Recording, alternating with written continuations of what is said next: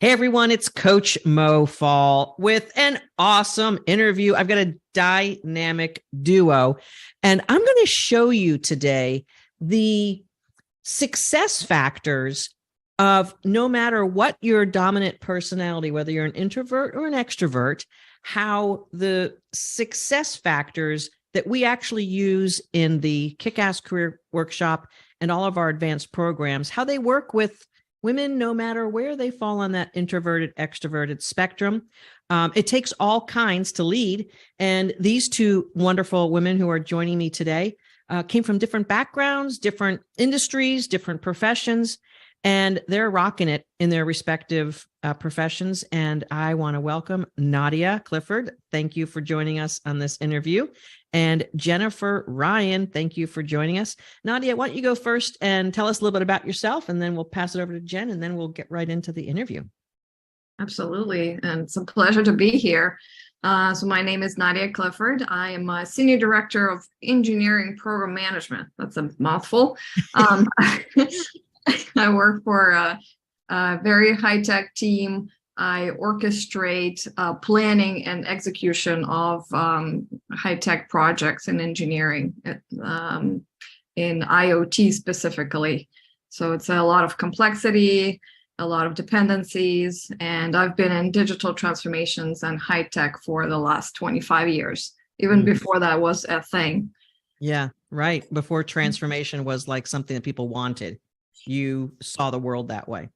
My first transformation was actually when my mother hired me. I was still in college, and I computerized a paper fax swivel chair process. So that was my first digital transformation back in the day. Like it. Cutting your teeth with your mom and dad's company. I love it. I love it. And then we have Jennifer Ryan. Jennifer, welcome, and tell us a little bit about who you are. Thank you so much. Pleasure to be here as well. I am Jennifer Ryan. I'm a director of consumer marketing at a pharmaceutical company. I have 25 years in the pharmaceutical industry. I've had many different roles along my journey. It's a fascinating place to be. I love healthcare. I love patients. I love seeing the result of the product that so many in our industry work to produce and create, and the great outcomes it can have on our patients. And I love the challenge. I love the challenge of marketing. So a very exciting career with a lot of flips and turns that I'm sure we'll be talking about, but I'm really happy to be where I am today. Yeah. Awesome.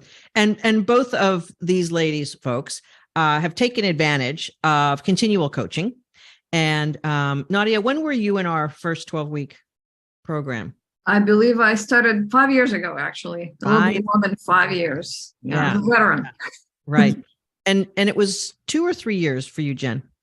Yeah, I'd say we're going on 3 years because I was coming out of the peak of COVID. Yes. The peak of COVID, which was a very interesting time to be going through a career transformation. Yes, exactly. So many were. So. Yeah, right. Exactly. So Nadia, when we first started working together, you were burnt out and sort of weren't sure if you were going to be able to really play at the level or even higher.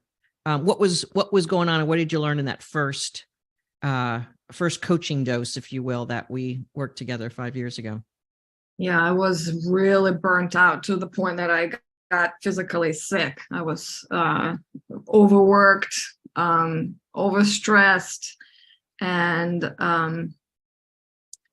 the first round of coaching, the first 12 weeks, really showed me my worth. It showed me how to draw boundaries, how to actually like myself, because it seems basic, but I wasn't happy with who I was at the moment. And there was a lot of learning of actually loving who I am myself. And then realizing that I was playing way too small, and I was letting people and certain circumstance treat me badly, and I wasn't drawing the boundaries. So that was my first leap after those 12 weeks to a higher level job, much better pay, much better environment. Yes. And one of the things that we're going to talk about today, which I'm really excited to showcase both of you is you're an introverted person. You're an engineer. You're in the IT world. What did you think was possible for you as an introvert who was burnt out? Like, sounds like the deck was stacked against you on one hand. Yeah, it did seem like that. I had always wanted to be an executive eventually at some point in my life, because as I said, my mother was my first employer. So I always had her as a role model because she started 4 different businesses. And at that point in my career 5 years ago, I was not seeing how that would happen. I was quiet. I kind of felt squished down, and I thought I had to be this big personality. I was not. And I thought, well, this is it. I'm going to stay in these mid-level roles for the rest of my career. Yeah. And that was not true. But before we go into more of that, keep you hanging, folks. Jennifer, you have sort of the opposite problem.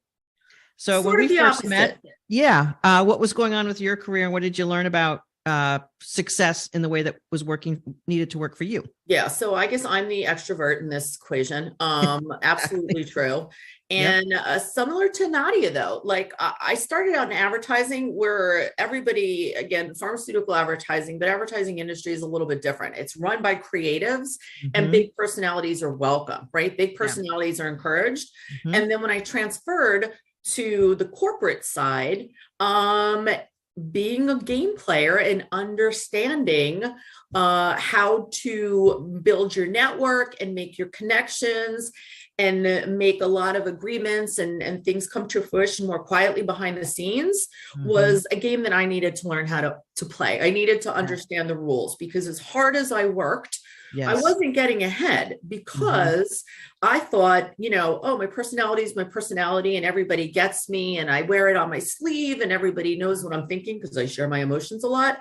I thought that was the way that I had to operate, and I didn't realize I could still 100% be myself, but understand some of the rules of the game so I could get ahead with the knowledge and the enthusiasm and the passion I have for my industry, but also understand some of the inner workings of how to navigate a corporate career. So I wasn't pushing myself out of other opportunities, right? And this was a lot of what we worked on Mo, on figuring out your communication style and how to work your network and those around you to be able to be part of corporate America, using and still embracing your soul and your personality, but not excluding yourself from certain opportunities because you're just not communicating your value as well. And I was just, when we met, I had just separated from the company. It was part of a COVID situation. It was part of a poor fit.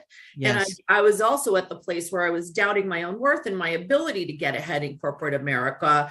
And a lot of it was because I wasn't understanding some of the communication skills and the other interpersonal skills I needed to hone in on to be able to make my value known. Yes. And the sort of the myth of being an extrovert is that extroverts have their act together and they feel confident. And I think one of the Nadia is probably maybe hearing that for the first time. No, just kidding. What? Extroverts don't? So no matter if you're an introvert or an extrovert, inside is a woman who's been sort of pushed around or denied or pushed aside. And when you say you learned that there's a different way to play the game, you can't just extrovert your way through life or your career. What's one of those, and I know you've been very successful in your current role, and you've been there long enough to have had success after success. What's the one thing that you can really say that I've become the best version of me and this is how it's showing up differently?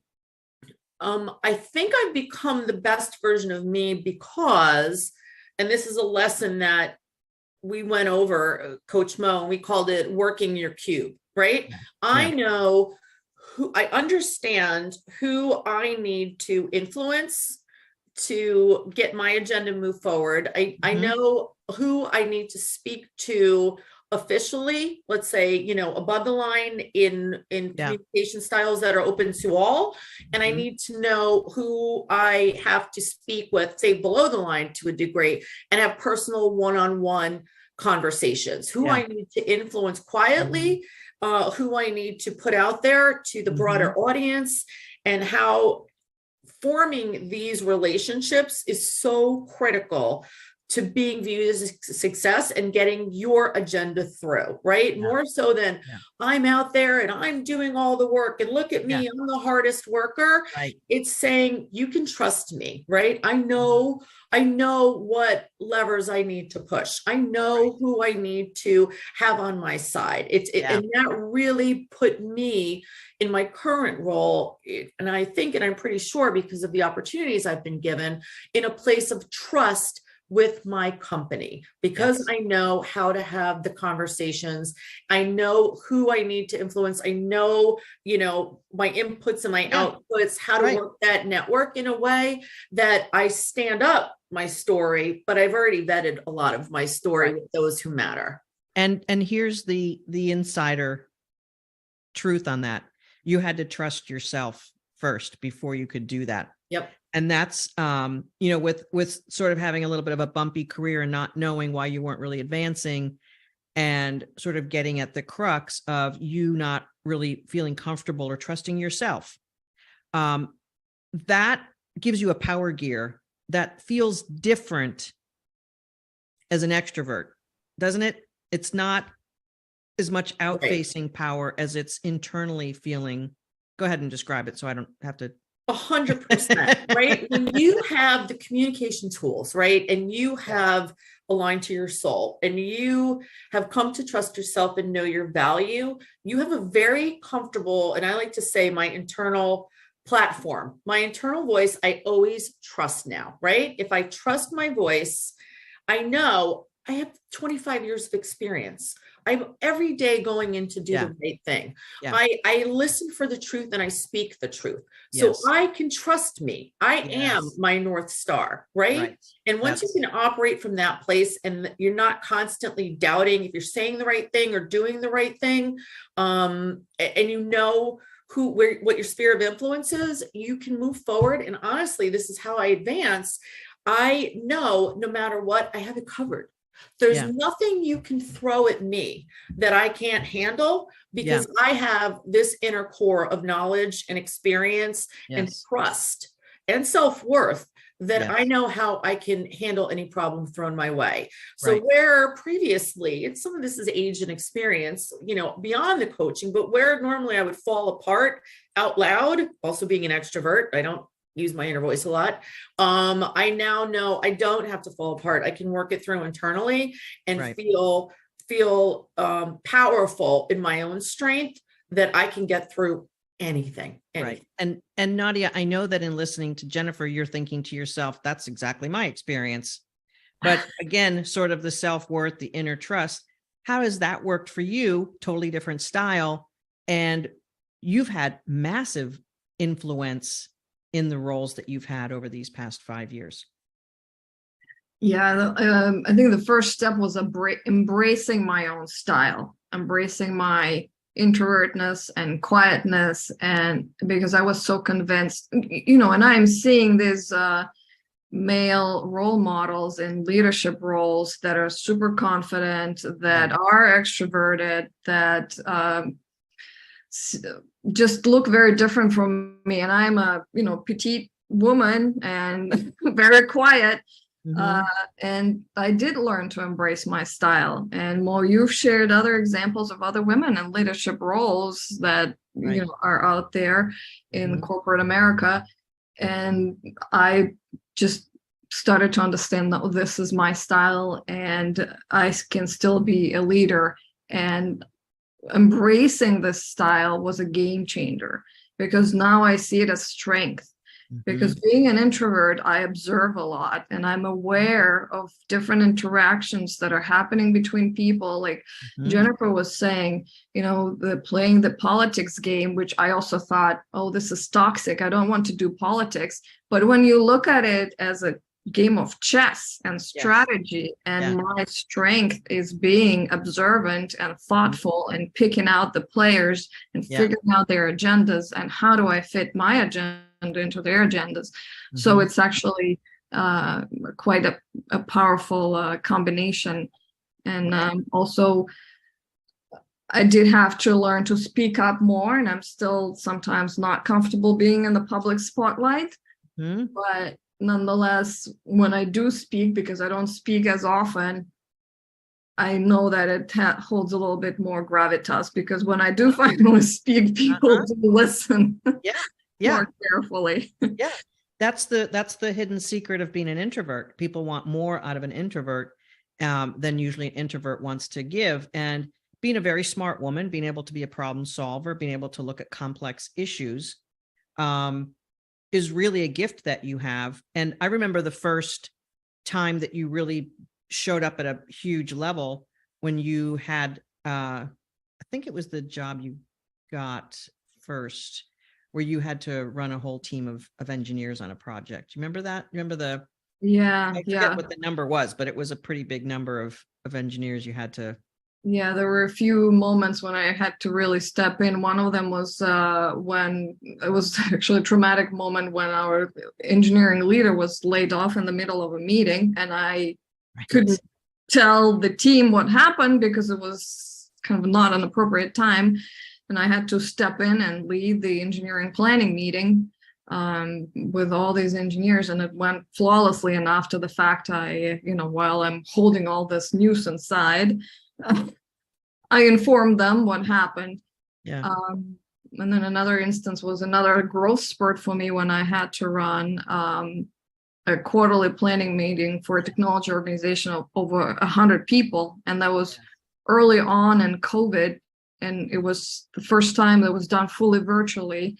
It had never been done before. So that was quite a spotlight when you had to pull something off like that in a huge corporation. It's very visible. Yes. And I think you've made 3 job moves since we've worked together. Each time, more money, higher influence, higher level of responsibility and accountability. What did you have to grab from inside, or what did you learn to grab inside in the work that we did together? Well, it's definitely this inner confidence that I think Jennifer was also talking about, and trusting myself. And we had a mantra recently that Mo, you shared, I'm not wrong here. Because after you've had 25 years of experience and you've been in all these different roles, when you have a gut feel about something, you're usually right, probably 90% of the time.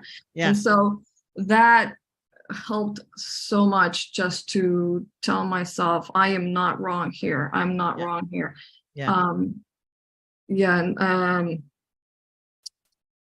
Also learning to step into this executive presence and know that I will figure it out. I will know what to do. I will know what to say. And just to know that things will work out, because with all the experience I have, with all the coaching, I'm just bound to figure it out. Yeah, absolutely. We talked earlier about limiting beliefs and understanding your worth and finding your value. I know you've had to advance some projects along the way, which wouldn't be possible if you didn't feel valued, valuable, and worthy. How much has that helped you? It's a huge help, right? Because if you're pitted against some political happenings in a company, and somebody else is working against your agenda, you really have to be confident in your own values and in what you represent to be able to objectively work towards your goal, and to be able to influence others to kind of steer them also towards your goal. So it's very, very important.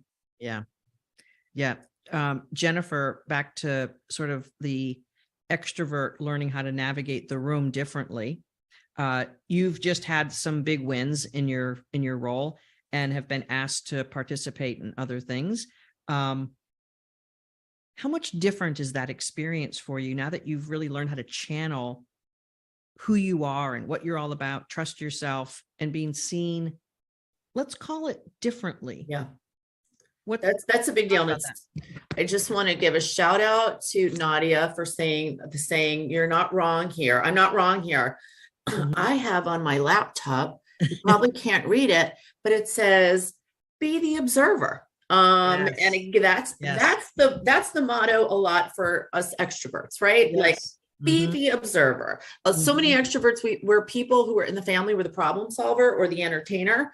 Mhm. So we feel like we need to, fill in the silence gaps. Be the Mhm. observer. Be the Mhm. observer. A lot of time there's a gap in silence for Yeah. a reason, and your voice doesn't need to fill that in. So my Mhm. mantra, as it is stuck on my laptop and all my monitors, is be the observer. And that has gotten me, I think, a lot more trust within this new organization I've been with for 2 years. So it's not even that new anymore. And I've been afforded a lot of opportunities Yep. because my company can put me in a lot of different roles, right? And this is something, Coach Mo, that we've been through is Mhm. when you want to get to that next level, you're not all on the subject matter expert, I know the most, I do the most. It's nope, I can solve problems. I can figure out who I need to bring in to solve problems. I can listen to your problems, translate them in my brain, and help you come to solution. So being the observer has put me in a place where I have been afforded across the organization opportunity, not Right. just vertical opportunity Yeah. within my own thread. And I think a lot of that Yeah. is bringing that executive presence Mhm. of really listening, right? And so much a part of it is like saying I'm listening or hearing and not listening, and listening. And a lot of that also is the soul and meditation work about being able to calm yourself and live in the moment, be in the present, and being in the present and being able to focus, I think, is another skill Yes. that has propelled me to the Yes. next level where I can truly figure out what needs to be solved right now and for whom, rather than tuning out and already thinking of the next problem or 15 steps down the road. The strategic Yes. leaders, we always need to be thinking 5 steps ahead, but at the same time, having presence is Yes. such a game changer, Yeah. And leaders, other leaders can see if you're present or not. They can see that. Absolutely. And you were thrown a big crisis a little bit ago, as I recall, and you expressed that you handled it completely differently. Yep. The question I have for you is not only that situation, but how have people responded who have known you for years, who now see a different, dare I say, more empowered, more whole version of Jennifer? Tell me about what you're getting as feedback on. That's really interesting. Well, one, from you and my coaching, colleagues and peers like Nadia have seen me handle things in a much more calm, cool, and collected way. But Mhm. also, I have a lot of other industry colleagues that I've known, and we've been on this journey of ours for years together. And I said, oh yeah, last week I had to change up a plan for a meeting that had 400 people, and overnight I had to, redo something. And there was a lot of, oh my God, no way. Are you so mad? Are you so annoyed? Like, I can't believe that, blah, blah, blah, blah. That's such BS. And I was like, no, I figured it out. I called 3 people and it was solved, like things that, and I share with colleagues still, because I want to say you can get through these similar things without going off the deep end. Like I usually would do. I would usually immediately emotionally react and go off the deep end, and then think about how to solve the problem and not really Yes. hear what Yes. anybody's telling me, because my emotions have formed a wall around me Yeah. of not letting me actually think clearly with my presence brain. So things, now I see my peers reacting to issues, that sending them over the deep end, that me, it's just like bat it away. I'm coming from my place of truth. I'm speaking in my true voice. Yeah. I'm coming from my soul. Throw it at me, right? Even Right. if it doesn't get solved, now I have the courage to say, it was unsolvable, but here's path two, right? You know, like I have that, it's that being able to live within your truth and have your soul that lets you handle these problems and have the confidence to even say, I can't solve this one, right? Like this is a problem I can't solve, and be good with that, and have your leadership be good with that, because they know if it could have been solved, Jen would have solved it. That's right. So, you know, like having that kind of confidence, yes, to say, even if it is unsolvable, I tried, but I couldn't solve it. That's what makes all the difference in the world. You're not working from a place of fear anymore, which so much of us do, women, so many of us do, junior in career, but any level in career, so many women are working from a place of fear. And once you're out of that and you don't let yourself get in that, it's a whole different ball game. It really is. Right. And that is the place of overworking. And that is the place of burnout. Yep. And Nadia, I know you have a lot of personal interests and you have a lot of other creative talents. Mm-hmm. And I know you've been getting that back in your life. So what else has been possible for you? Owning your truth, being a powerful version of you, being able to rise in different levels of executiveship, and be able to just basically live a whole life versus just this one track workhorse, which I know you know how to do that, but now you're not a one track workhorse. I know how to do workhorse very well. Yes. Mm-hmm. I think when you're not confident in your own value, when you don't see how much you're worth, you're really constantly striving and trying to prove yourself to others. And that takes so much energy, and you're constantly just working hard, hoping to get noticed by somebody else that you're working hard, and just burning yourself out because you're doing things that are not feeding your soul. Mm-hmm. And when I changed that mindset of striving and trying to prove myself, it's just so much easier to live life. Mm-hmm. And all of a sudden you have all this extra time and energy to spend on other things as well. Like I play classical piano, I started writing poetry, I paint, I have all these creative endeavors that before I didn't even have time or energy for, because I was so overworked. And I think one of the myths is that the higher you go on the corporate ladder, the more you work. And it's not necessarily true. I mean, you could do it that way. You could. It's a choice. Yeah, you don't necessarily have to, because the higher you are, the more you need to focus on decision making, as Jennifer was saying, and solutioning, rather than doing the busy bee work that you could delegate. Yes. Actually, it's one of the hallmarks of a leader, figuring out how to scale and delegate. Yes, absolutely. And it's interesting. One would think that when you're burnt out, you would want to do the creative pursuits as sort of like a relief from feeling burnt out. But when you're burnt out, you don't have even an ounce of energy to do the things that you truly love or enjoy, or that open you up. And you've been able to do that so remarkably. The other thing I want to comment on is also your choice to be seen and heard as a speaker and a thought leader, and participating in the beautiful platform of LinkedIn as someone who has great thoughts and ideas about the challenges of the workplace. You've done a great job being a thought leader there. What has that shown you about who you really are and what's possible for you to be really a big time leader? Yeah, that was one of my goals, to become a thought leader. And it was terrifying because I do not necessarily like putting myself into a spotlight.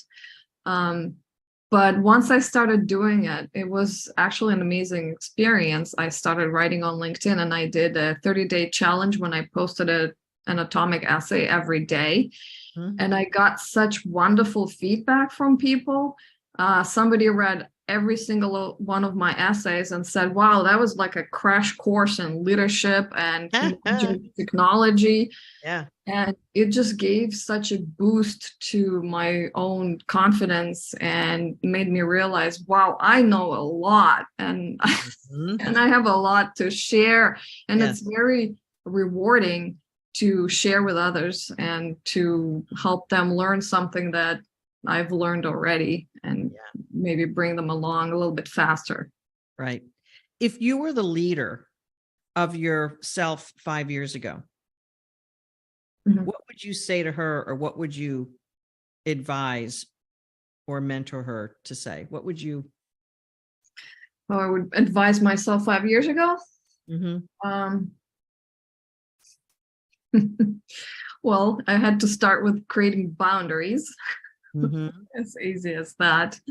And then aiming higher and not being afraid to aim higher, because I had so much more in me than I realized, really. Yeah. And I was really selling myself too short. Literally, I was selling myself too cheap. I was underpaid for a big part of my career.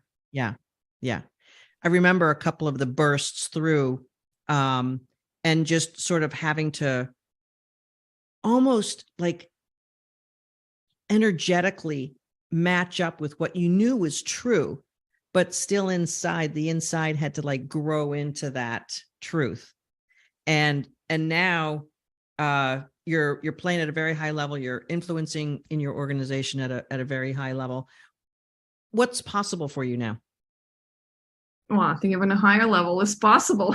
I don't think it ever ends, this growth. And I feel it every time. I have to step into the next level of my identity before I can actually make it happen in the real world. It's an internal shift happens when all of a sudden I realize, well, this is done. Now I can move to the next level. But it's always internal precedes the external. Right. Absolutely. Jennifer, you've stepped into a beautiful aspect of who you are. You're rocking it in your current role. You're being seen as a leader. You're being asked to do other things and lead in other ways in your organization. What would you say to yourself 3 years ago from this vantage point? I would say to speak my truth and know your value, and that you know a lot more than you think you do. I was 5 years ago still in this martyr phase, right? Where I had to work the hardest to prove I had worth or value to the company. I would say, don't do that. You don't fill in every blank.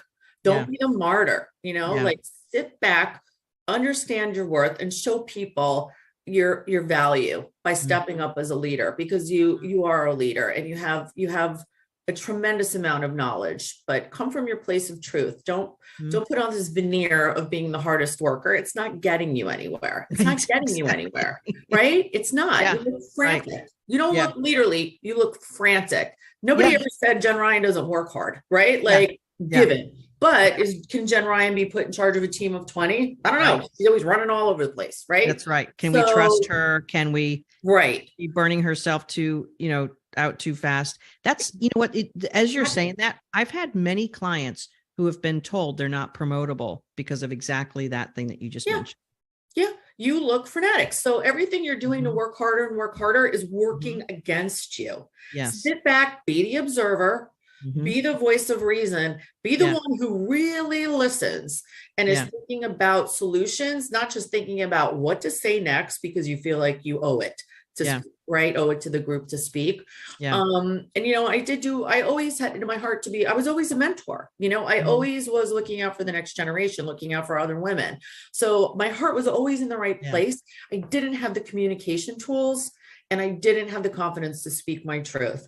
And if I would have known that 5 years ago, I would be in a very different place. And I always think the universe puts you where you need to be. And I definitely think I need to be with you and Nadia in this group to be even better than I ever could have been. Yeah. But I think I would have learned some very harsh lessons with a little bit less pain than I actually had to go through over the last 5 years. Right. Yeah, we can grow through design rather than disaster. Rather than suffering. And to Yes, the point of Nadia working to make, to the point I was sick and not coping and threw self-care out the window. So, if I could have gone back and given that precious young girl some advice, it would have been, speak your truth and have trust in your power and trust in your knowledge and think about your communication style. Cause that's how you think about how you're showing up. Because people look at that more so than the fact that you're up till midnight, doing everybody's job for them. Yeah. And if you had to sort of like wrap up, a nugget for someone who might be in some similar shoes that you were in a few years ago, what would that nugget be? That nugget to me would really be live in your present moment, right? Yeah. Be an observer. You're going to get so much more out of your career and lead such a more pleasant life if you can live in the present. Don't let your mind be distracted with what so-and-so is saying and doing and what might happen down the road. And you do need to think all your angles, but you need to think your angles when you have a moment of quietness and you could sit with your truth and think all your angles. But if you're not in the present, you're never going to get your answer. And if you're being frenetic because you feel like you have to be the martyr and solve every problem, you're never going to be able to be in the present. And getting that quiet presence about you, being able to instill, nuggets and gems and leadership speech to those around you is what's going to get you seen, right? Don't be the martyr. That's not who they want leading their team. That's right. And you've seen other women who you've been in our coaching program with over the years in the different groups, who have transformed this sort of, let's just call it a personality trait for lack of a better word, who have transformed that and gotten into their truth and into their power. I just want to say for one last thing for you, and then I'll toss it back to Nadia. How much easier is life now because of that? So much easier because I have the confidence to speak my truth. Yeah. I'm not in a place of fear. And I think once you have the confidence to speak your truth, you can approach a manager, a leader, an employee and say with emotion in the appropriate place, this isn't working. Let's find a new solution. Or I can't deliver on this deadline because it's irrational and that's just not something that can happen, without being in a place of fear and without covering and overworking and trying to find solutions that are impossible because you don't have a voice and you don't have the confidence and you don't have a grounding to be able to state what the truth of a situation is. And that frees you to operate at your highest level of efficiency. And no matter how hard I work during my day, it's all for the positive. It's always advancing things. It's not covering. It's not trying to fix problems. It's not trying to retract things I've said or done. I'm always moving forward. And if I want to work a lot that day, I'll work a lot. If I need a moment, I'll take a moment. But when I come home at night, I go to bed and I say, 90% of the time, I've done the right thing. I feel good with all the choices I've made. I stepped up for myself. I stood in my power and I had a really good day, right? I mean, that's the difference. It's being able to go to bed with a calm mind without 16,000 things running around your head about, what's left to be done. You've done everything you've done that day and you did it from your place of power and your place of truth. You did the most you could do and the best job you possibly could have. It's interesting. Yeah, exactly. It's interesting. The sort of the problem statement of sort of coming into the coaching work and doing the work has been completely different for you than it has for Nadia. But as you guys are sort of like capsulizing what has transpired in your transformation and who you are today, it's the same exact thing. Getting into your truth and being able to exert yourself in the world in a way that feels right and good for you. Nadia, what would be the other nuggets or the, sort of final words that you would have on a journey of basically finding yourself and getting the guidance to get there?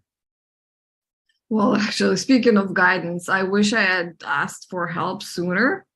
Well, I mean, I had to go on this journey in order to realize that I needed help.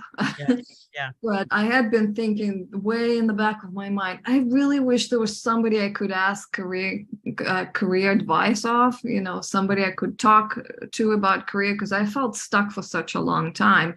And it finally took me getting hospitalized with complete burnout, and I'm sitting on a hospital bed Googling career coaching on my phone. I would recommend not waiting until that point. Exactly. And do it earlier. So yeah, I sometimes, I can't help but wonder what would have happened if I had that wise counsel and advice sooner in my career. But I think another nugget that I keep returning to, and I'm seeing in a lot of people, is negotiating with themselves. So people decide they want to do something, but then they talk themselves out of it.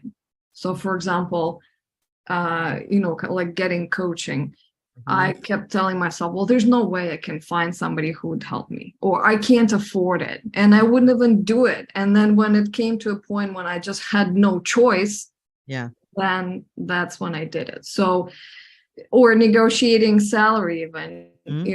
I had asked for very large numbers for me a couple of times, and every time I had to stop myself from saying, there's no way they will give you this amount. Because once I say that to myself, I don't believe it in it, and that comes across in conversations. And every time I got the amount that I was asking for. So it's part of it is just not negotiating with yourself on behalf of other people. Right. And the interesting thing is, we're sort of set up to not reach our highest potential because of the evidence that we get and that we internalize. And really from a coaching perspective, and of course I've seen this with not only the two of you, but so many, literally almost 2,000 women over the years, that when someone gives you permission, who knows you and understands you, that it's okay to exercise yourself to that level. It just feels a little bit more like you're not going to fail, or that it's appropriate. And so many women don't know the bigger game board. And as you know, I mean, I played the bigger game board, and sort of navigating. All right, that is okay for you to ask for. That is what you would expect to be doing. That is the next level.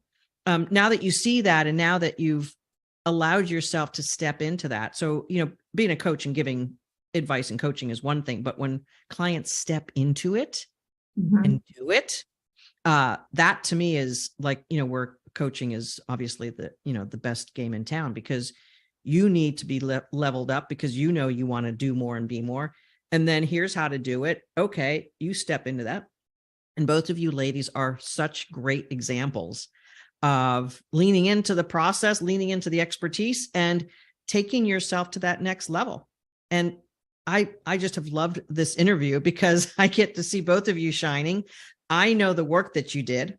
You both did an amazing amount of work, self-reflection. There is discipline involved in becoming a better version of you. And I just want to say, first of all, thank you, Nadia and Jen, for sharing your stories. Thank you for being willing to express what it takes for a woman in today's day and age. We're getting a lot of inputs that say no, and to be able to say yes to yourself and up level. So thank you very much for sharing your journeys and your stories, so that you can inspire women who sound like you, look like you, or who don't, but the experience is exactly the same. Really, thank you so much for sharing your stories. Thank you all for having us here. Yeah. Happy to share. It's been a lot of fun. Folks, if you resonate with Nadia and Jennifer and everything in between, if you're a professional woman who's not where you want to be, there is an opportunity for you to find your truth, find your soul's power, and to be able to exercise that at a different, better level so that you can live a life that feels good. That's what these ladies are doing. And there's plenty more like them. Again, thank you, ladies. It's Coach Mofall, mofall.com/talk if you would like to get the process started. Again, Nadia and Jennifer,